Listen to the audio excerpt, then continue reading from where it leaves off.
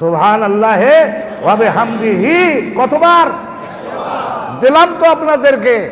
এমন একটা জিনিস দিলাম, এটা রাসূলুল্লাহ দিয়েছেন তাই আমি দিলাম।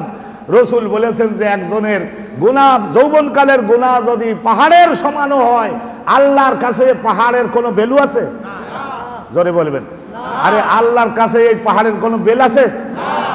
আল্লাহর কাছে সাগরের এই ফেনা রাশি, রসুল বলেছেন ফেনা রাশির মতো বিস্তৃত যদি হয়ে থাকে, পাহাড়ের মতো বড় বড় যদি হয়ে থাকে, আর বালুর সংখ্যার চাইতেও যদি সংখ্যায় বেশি হয়, তাহলেও আল্লাহর কাছে এগুলির কোনো ভ্যালু নাই, বেল নাই।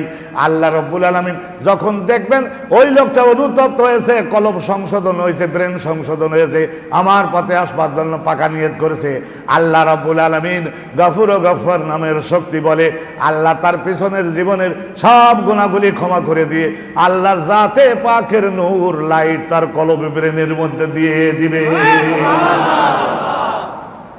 কিন্তু আমি জিজ্ঞাসা করি, করতে রাজি হবেন? ইনশাল্লাহ কি টেকসই হবে?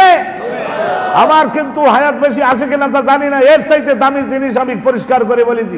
আপনারা কি করতে রাজি হবেন?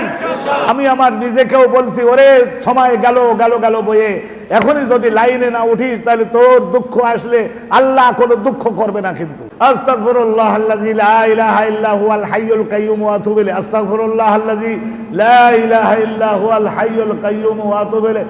আমি মহাবিপদে মহাবিপদে মহাবিপদে, এই জন্যই মহাবিপদে যে কিয়ামতে যদি ফেরেশতারা বেদ দিয়ে বানানো শুরু করে, আরে নবী বললো এই ইস্তেগফারটা, তোরা ওইটা আবার চালু করলি, কার হুকুমে চালু করলি? এইটা রসুল যেখানে, সাহাবা যেখানে এইটা পড়লো, তো সেই জায়গায় তোরা অন্যটাতে গেলি কেন? তখন বলবেন যে পাবলিক মুখস্থ করাতে পারি না, সেই জন্য ওলিরা সহজ করে দিয়েছে, তারা এইটা পড়ছে, আমরাও তাই পড়ছি। আর ধরলে ওই সমস্ত ওদের আটকাও। 100 বার হলো ইস্তেগফার, তারপরে সুবহানাল্লাহি ওয়া বিহামদিহি, হি পর্যন্ত আর বাড়াবেন না।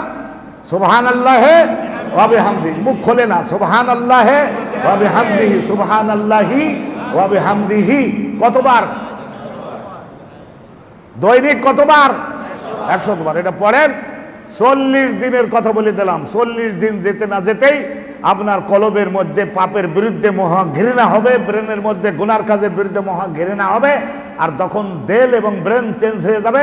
আল্লাহ বলবেন ওর পেছনের জীবনের ওই সব যৌবনকালের ওগুলো ধরে রেখে আমি কি করব? আমি ওগুলো ধরে রেখে এগুলো সব জাহান্নামে দিয়ে দিলাম, ক্ষমা করে দিলাম, মাফ করে দিলাম। হে বান্দা, এখন তুই একেবারে হালকা বডিওয়ালা হয়ে আমার ইবাদতের পথে দুরন্ত গতিতে এগিয়ে যা।